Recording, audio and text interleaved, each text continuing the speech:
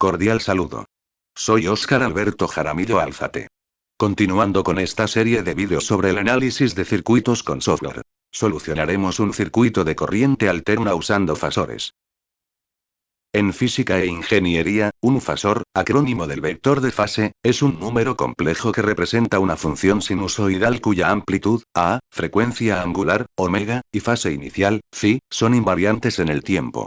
Está relacionado con un concepto más general llamado representación analítica, que descompone una sinusoide en el producto de una constante compleja y un factor que depende del tiempo y la frecuencia. Una situación común en las redes eléctricas es la existencia de múltiples sinusoides, todas con la misma frecuencia, pero diferentes amplitudes y fases. La única diferencia en sus representaciones analíticas es la amplitud compleja, fasor.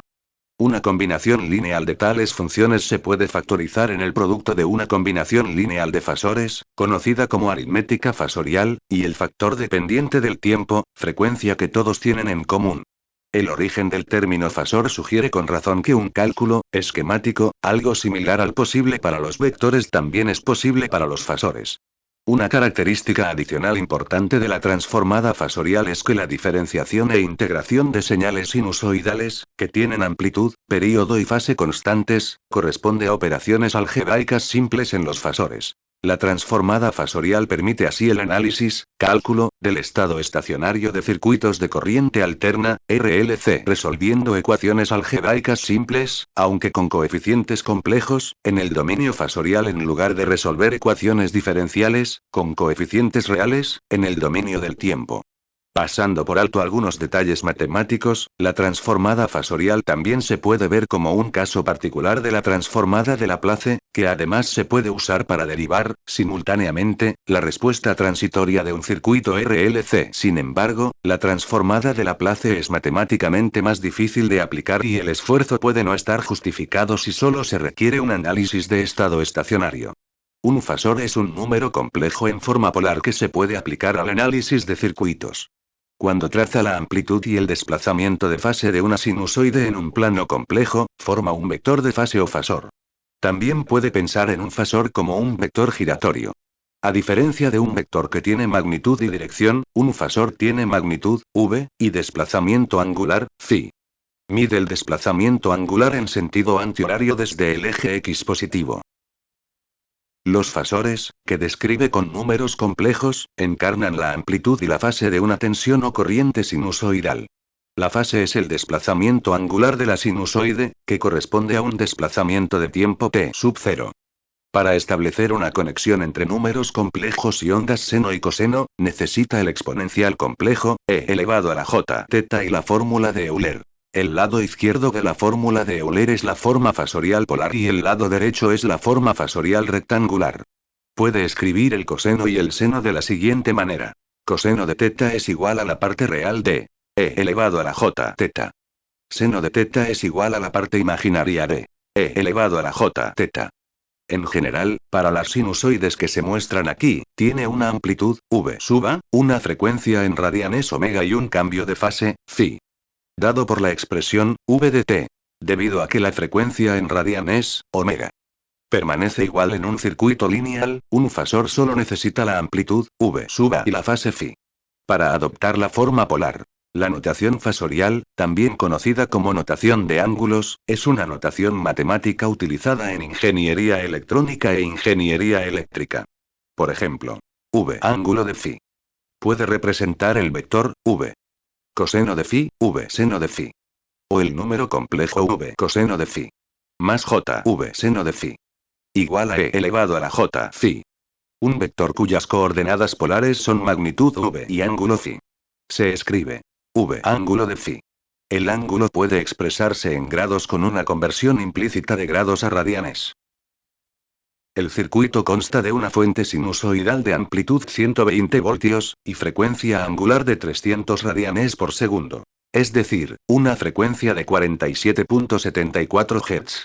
El concepto de impedancia es muy similar al de resistencia. Utiliza el concepto de impedancia para formular la ley de Ohm en forma fasorial para que pueda aplicar y extender la ley a capacitores e inductores. Después de describir la impedancia, usa diagramas de fasores para mostrar la diferencia de fase entre voltaje y corriente. Estos diagramas muestran cómo la relación de fase entre el voltaje y la corriente difiere para resistencias, capacitores e inductores. Lo primero que hacemos es transformar los elementos pasivos en impedancias, Z. Es de anotar que escribimos en notación cartesiana de números complejos. Esta notación la maneja directamente MATLAB u Octave. Primera ventaja de usar este tipo de software: no tenemos que implementar funciones adicionales para el manejo de números complejos. Como, por ejemplo, se tendría que hacer en otro lenguaje como C o C++. Utilizando el programa TINA de Texas Instruments, realizamos el montaje del circuito ya con los valores asignados a la fuente de voltaje, incluyendo amplitud, frecuencia en Hz, y desfase en grados. Con los valores de resistencias, condensadores y bobinas. Luego nos dirigimos al menú Análisis y escogemos la opción Análisis, AC, y en esta seleccionamos Tabla de resultados de AC, y este nos muestra una tabla de voltajes y corrientes con su respectivo ángulo de desfase en grados, para cada elemento del circuito. Y los voltajes en cada nodo con su correspondiente desfase. Cabe aclarar que debemos especificar que la fuente de voltaje debe ser una señal cosenoidal. De no especificar este tipo de señal y escoger una señal sinusoidal, podremos observar una diferencia de 90 grados en los ángulos de desfase de voltajes y corrientes que no coinciden con los resultados de los cálculos realizados en el software MATLAB u Octave. Muchos programas de simulación de circuitos asumen por defecto una señal sinusoidal para las fuentes de voltaje, AC.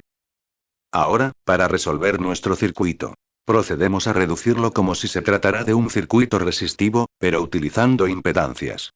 Sumamos las impedancias Z3 y Z4, y obtenemos la impedancia serie equivalente Z34.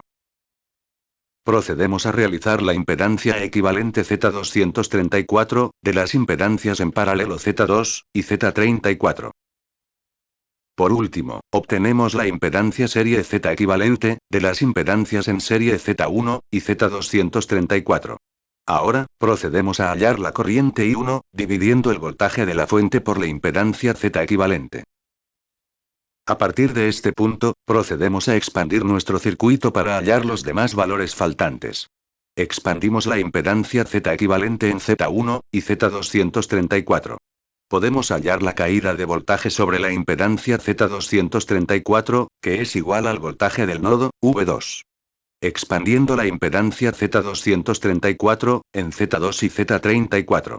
Hallamos las corrientes I2 e I3, respectivamente. Por último, expandimos la impedancia Z34, en Z3 y Z4. Tal que, podemos hallar las caídas de voltaje en Z3 y Z4. Como se observa, hemos realizado los cálculos llevando la notación cartesiana de números complejos, y la notación fasorial o angular. Recordemos que MATLAB u Octave solo manejan números complejos con la notación cartesiana. Los números complejos pueden asumir diferentes formas de notación. Y es precisamente, en esta cualidad que nos valdremos para pasar de un formato de representación a otro. MATLAB u Octave no requieren del cambio de formato de representación polar. Estos pueden realizar operaciones sobre los números complejos directamente. El cambio de formato es para poder compararlos con los resultados obtenidos en el simulador, que están en formato polar y con el ángulo en grados, y no en radianes, como aparecen en las fórmulas. Veamos algunas características del manejo de los números complejos en MATLAB u Octave. No requieren un tratamiento especial. La unidad imaginaria se representa por I o J. Un número seguido de I o J es un número imaginario, sin símbolo de multiplicación, espacio en blanco o ningún otro carácter entre el número y la unidad imaginaria. I o J. En general, cuando se está trabajando con números complejos, conviene no utilizar la I como variable. Antes de trabajar con complejos conviene ejecutar clear I, para que I no esté definida como variable. Un número complejo se representa como un número real más un imaginario. MATLAB u Octave disponen de una serie de funciones para trabajar con números complejos. Tal que, nos permiten obtener su magnitud, u ángulo. La parte real e imaginaria de un número, entre otras. Para mayor detalle y ejemplos de cómo operan estas funciones puede ir a la página de ayuda de MATLAB. Como se puede observar, hemos formateado la salida de resultados en MATLAB. Para mostrarlos en su forma cartesiana y polar, para que se adapte al formato utilizado por el simulador y poder realizar la comparación de los resultados obtenidos. Analizando el código. Podemos notar, que una de las primeras cosas que hacemos es obtener la frecuencia en Hertz, a partir de la frecuencia angular. Y la conversión de grados a radianes para el desfase de la fuente de voltaje. Y de esta forma obtener el voltaje de la fuente como un número complejo. Luego pasamos a obtener las impedancias correspondientes para cada elemento del circuito. Procedemos a realizar las operaciones de reducción del circuito con las impedancias, hallando la impedancia equivalente. Una vez obtenida esta, procedemos a hallar la corriente, I1, el voltaje del nodo, V2. Luego obtenemos las corrientes, I2, e I3. Procedemos a la impresión de los resultados. Para tal fin se ha implementado la función, PC2P, que recibe dos parámetros, el primero representando el nombre de la variable, y el segundo el número complejo correspondiente a esta. Veamos cómo se ha realizado la función PC2P. Primero obtenemos la magnitud del número complejo. Segundo obtenemos el ángulo y lo convertimos de radianes a grados. Imprimimos la parte real e imaginaria del número complejo, en formato cartesiano. Y luego la impresión del número complejo en formato polar o angular. Opcionalmente podríamos haber empleado las funciones que trae MATLAB u Octave para tal fin. Con la salvedad que el resultado lo entrega en formato vectorial. Como se puede apreciar, los resultados se imprimen en ambos formatos. Para que sea más fácil realizar la comparación de los resultados con el simulador de circuitos, y adicionalmente poder hacer la verificación paso a paso de los resultados entregados por el software. Nota aclaratoria. Se ha preferido el uso del programa de simulación de circuitos TINA de Texas Instruments. Porque, entrega todos los resultados en forma tabular y en notación polar directamente. Otros programas como Proteus y Multisim, no entregan este tipo de resultados. Sino que en su defecto los entregan tal cual lo haría un osciloscopio, lo que dificulta poder hacer la comparación directa con los resultados analíticos. Puesto que, factores como el ángulo de desfase toca calcularlos a partir de la comparación entre las gráficas obtenidas de la fuente de entrada y el voltaje en el elemento de salida. Adicionalmente, la obtención de este desfase se hace de forma gráfica, lo que introduce algunas imprecisiones al tomar los datos. Lo que contribuye a las discrepancias entre los resultados analíticos y los que se pueden obtener de estos programas. Gracias por su atención.